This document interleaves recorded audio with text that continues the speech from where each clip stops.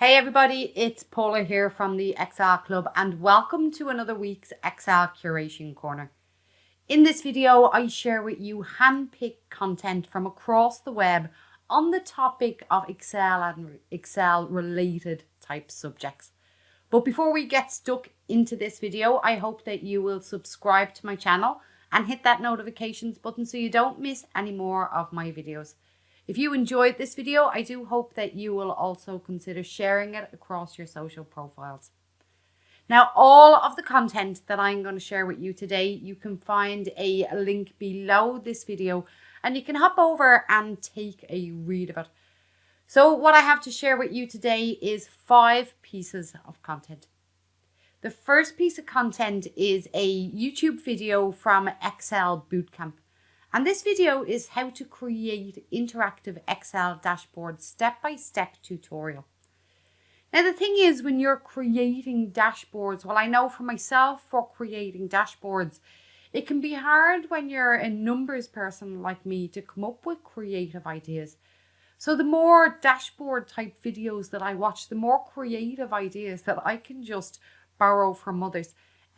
So if you're looking for something creative, this is a great video to watch. There is an awesome use of little cards and of donut charts, and they're all interactive by use of a drop down. So do hop over and check out this video by Excel Bootcamp, how to create interactive Excel dashboards step by step. The next piece of content I have to share with you is a blog post, and it's a blog post by the smallman.com, and it's change pivot table filters from a cell. Now, this is a really awesome article because it shows you how to set up an additional type filter using VBA. Now, VBA again is not one of my skills, so finding little gems like this is really awesome. So the problem is when you're creating a slicer like this slicer here, you have to select all of the items for all to be selected. However, the solution that this author is trying to provide is to have this little all in here within the slicer that calculates all for you, so you don't have to select everything. Now the solution is a VBA solution, but it seems you can copy and paste it into your spreadsheet, so it is very easy to follow, and there is a data set to download so you can practice along as well. So I really enjoyed that article by the smallman.com.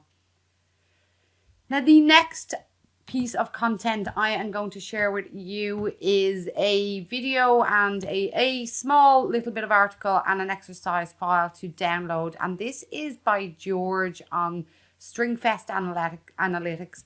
And it is the margin of error visualized in Excel.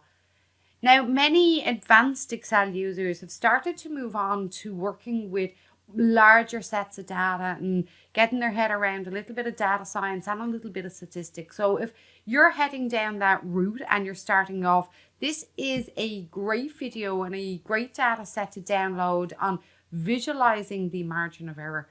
So what George goes through is basically breaking down the components of margin of error to explain exactly how these components interact with each other, and then visualizing it with a chart in Excel.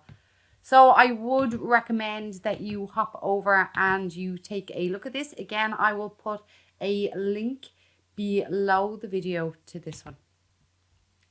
Now the fourth piece of content that I'm going to share with you today is by Jeff from Excel University, and this is Treasure Maps 2 on mapping tables. Now there is a previous article, and this is part of a series, and it's worth checking out the whole series because it goes through the efficiencies of mapping tables.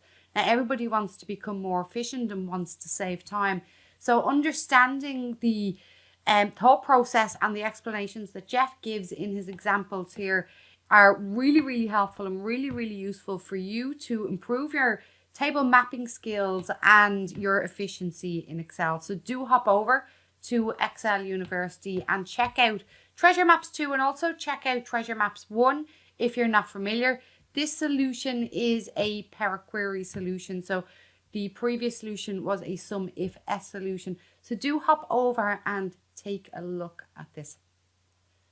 Now, the final piece of content that I have to share with you today is basically a quick tip. And it's just one of them tips that I've never considered sharing with anybody. To be honest, I never even thought about how it could be done. So to come across it again is another little gem. And this is by Celia from Solving Excel. And it's how to change the display language in Excel.